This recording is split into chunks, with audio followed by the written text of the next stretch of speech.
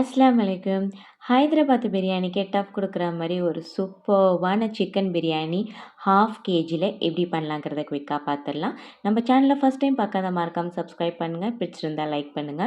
மறக்காம இந்த ரெசிபியை ட்ரை பண்ணி பாருங்க. கிறிஸ்மஸ்க்கு இருந்தாலும் சரி, இல்லை நியூ இயர்க்கு இருந்தாலும் சரி, சும்மா என்ஜாய் பண்ணுவீங்க. ஸோ எப்படி பண்ணலாங்கிறத பார்த்துடலாம்.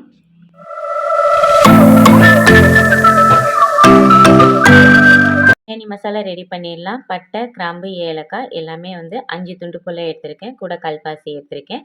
4 டேபிள் ஸ்பூன் அளவுக்கு மல்லி, 2 டேபிள் ஸ்பூன் அளவுக்கு ஜீரகம், பெருஞ்சீரகம், மிளகு எல்லாத்தையுமே நல்லா வறுத்துட்டு மல்லி வாசம் வந்ததுக்கப்புறம் நல்லா எடுத்துடலாம். அதை ஆற வச்சுட்டு இப்படி ரொம்ப ஃபைனாக இல்லாமல் லைட்டாக கொரன்னு அரைச்சி எடுத்துக்கணும். இப்போ நான் 3/4 கேஜி சிக்கன் எடுத்திருக்கேன். 1/2 கேஜி ரைஸுக்கு 3/4 கேஜி சிக்கன் எடுத்திருக்கேன். பெரிய சிக்கனாக இருந்தால் நீங்கள் 1/2 கேஜிலே போட்டுக்கோங்க. 3 டேபிள் ஸ்பூன் அளவுக்கு மசாலா, 2 டேபிள் ஸ்பூன் அளவுக்கு இஞ்சி பூண்டு பேஸ்ட்டு, 1 டேபிள் ஸ்பூன் அளவுக்கு தயிர், கொஞ்சோண்டு உப்பு, நல்லா காரமாக இருக்கிறதுக்காக 2 டேபிள் ஸ்பூன் அளவுக்கு மிளகாத்தூள், 1 டேபிள் ஸ்பூன் அளவுக்கு மஞ்சத்தூளை எடுத்து நல்லா பெரட்டி ஒரு 1/2 அன் ஹவர் விட்டுருங்க.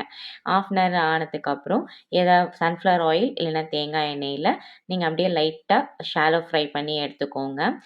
இதை அப்படியே எடுத்துட்டு கொஞ்சம் இதுலேருந்து எண்ணெயை தனியாக எடுத்து வச்சுக்கோங்க. இப்போ மிச்சம் இருக்கிற எண்ணெயிலே மேங்கொண்டு நம்ம நெய் விட்டு அது கூடவே பட்டை, கிராம்பு, ஏலக்காய், 4 பல்லாரி வெங்காயத்தை பொடியாக கட் பண்ணி இப்போ அரிசிக்கு தேவையான உப்பு சேர்த்து காரத்துக்கு தேவையான மிளகாய் சேர்த்துக்கோங்க. 2 டேபிள் ஸ்பூன் அளவுக்கு இஞ்சி பூண்டு பேஸ்ட்டு நல்லா வதங்கினதுக்கப்புறம் காரத்துக்கு தகுந்த மாதிரி மிளகாத்தூள், அது கூடவே மஞ்சத்தூள், 3 தக்காளியை நல்லா ஃபைன் பேஸ்ட் பண்ணி அந்த மிக்ஸி ஜார்லேயும் தண்ணி ஆட் பண்ணி சேர்த்துருக்கேன். 4 டேபிள் ஸ்பூன் அளவுக்கு தயிர், அது கூடவே மசாலாவையும் போட்டு கொஞ்சோண்டு மசாலா எடுத்து வச்சுக்கோங்க.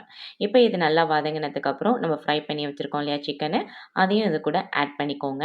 இப்போ நம்ம ஃப்ரை பண்ணி வச்சுருக்கிற சிக்கன்லேயே நம்ம மசாலா தடவி வச்சுருந்தோம் இல்லையா, அந்த ஏனத்தில் 1 டம்ளர் அளவுக்கு தண்ணி விட்டு நல்லா ஃபஸ்ட்டு சேர்த்து பாருங்கள்.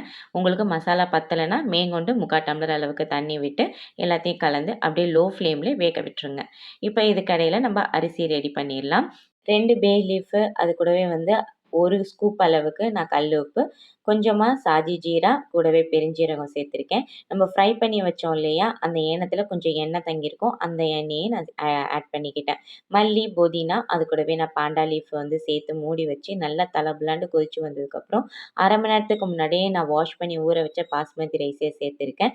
இப்போ ஈவனாக வந்ததுக்கப்புறம் 3/4 பதம் அரிசி வெந்தோடனே நல்லா ட்ரெயின் பண்ணிவிட்டு நம்ம அந்த கோழி இருக்கிற மசாலா கூட சேர்த்து மேலே மல்லி, புதினா விட்டு கூடவே நம்ம எடுத்து வச்சுருக்க மசாலாவையும் ஆட் பண்ணிக்கலாம். 2 டேபிள் ஸ்பூன் அளவுக்கு நான் வெண்ணெய் எடுத்திருக்கேன். நீங்கள் நெய் கூட எடுத்துக்கோங்க. கல் வச்சு நம்ம அப்படியே ஒரு 20 நிமிஷத்துக்கு தம் போட்டு எடுத்தால் சூப்பர்வான உங்களுக்கு பொலன்னு 1/2 கேஜியில் நல்ல அருமையான உங்களுக்கு ஒரு சிக்கன் பிரியாணி ரெடி ஆகிடும். வீடே மணக்கும்.